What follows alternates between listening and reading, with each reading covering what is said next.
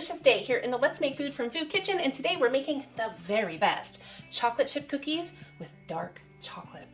So good. Okay, so I have a couple of steps that I need to do, and the first one is mix together my dry ingredients. So I have 3 cups of unbleached all-purpose flour, some baking soda, some salt. This is Himalayan pink salt. You can use sea salt, and then I have baking powder.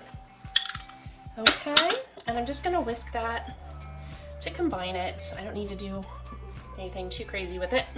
My oven's preheated to 375 degrees. I've got cookie sheets with parchment paper. Alternatively, you could grease them with some cooking spray or a little bit of oil or even a little butter, but I like to use the parchment paper where I can. Okay, I need to break my eggs and just kind of whisk them so they're ready to go for me. And then we're gonna cream together the 2 different sugars. I have an organic cane sugar, and then I also have an organic light brown sugar. And I didn't pack it, it's a cup of each, and it's 1 cup of unpacked light brown sugar. Okay, so this is my 2 sticks of salted butter. I'm just kind of breaking it up some. I want to cream together the butter and the sugar, so that just goes right on in there. And whisk it until it's creamed, and then we will add the eggs and make it fluffy. Chocolate chip cookies are just kind of that classic go-to cookie. What's your favorite cookie? Is it chocolate chip? Is it something else?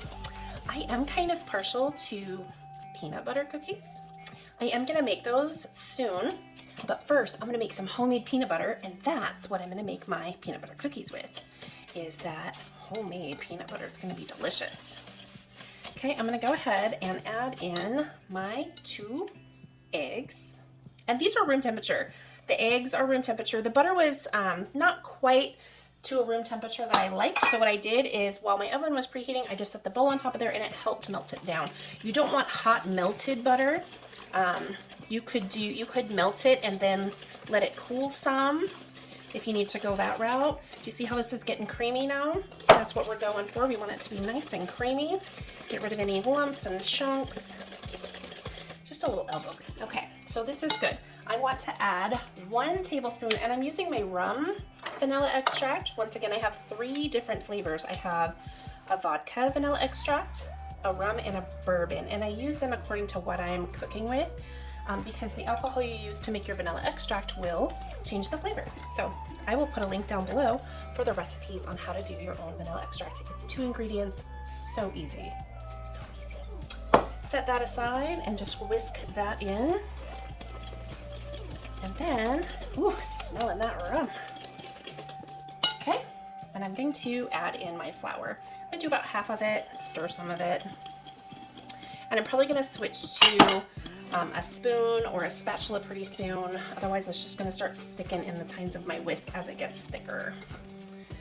So maybe after I do this half. Okay, I lied, I grabbed a spatula. I'm not trying to lie, make anybody feel bad. Okay, and the rest of it goes. Oop, almost, I missed some. How, Michelle, get it together. All right, so we're just gonna mix this, and then we will fold in our chocolate chips and start making the cookies. We've already started making the cookies, but you know, start forming the cookies, that's what I should have said. While I'm doing this, just a quick reminder that the ingredients you choose will alter the outcome of your finished product.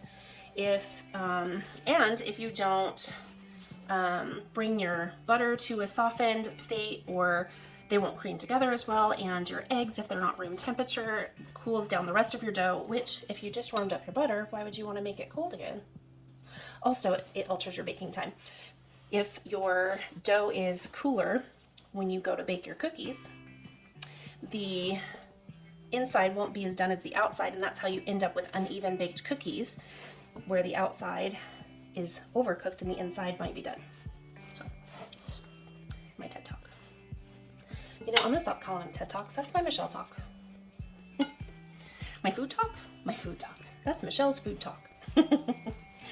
Okay, almost to that point. See, I flip it over, I think I'm good, and then I flip it again, and I find more. I can almost do this with my hands.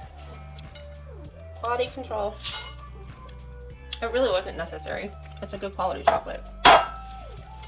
Okay, fold them in, smash it down, get them mixed in really well. Might as well get my hands dirty. I'm about to anyway. Now, there's a couple ways you can do this. You can measure it, you can eyeball it, you can scoop it. You want to make rounds. You don't want to compact them too much. So this is about what I'm going to do, and just kind of roll them into a ball.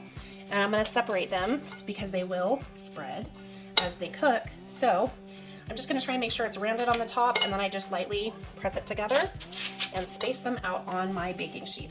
Also, you could do a half a batch and freeze your cookie dough so that all you have to do is take it out and thaw it, make your balls, and bake it. So you could do a double batch that way if you have a large family and only want to make it once. This dough does freeze, so okay.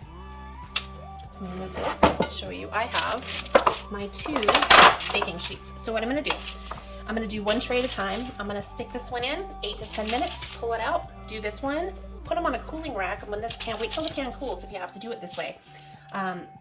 Wait till the pan cools, get your next batch ready, and then when they're all done, I'll pull them out and I'll come back and see you. This kitchen is about to smell amazing.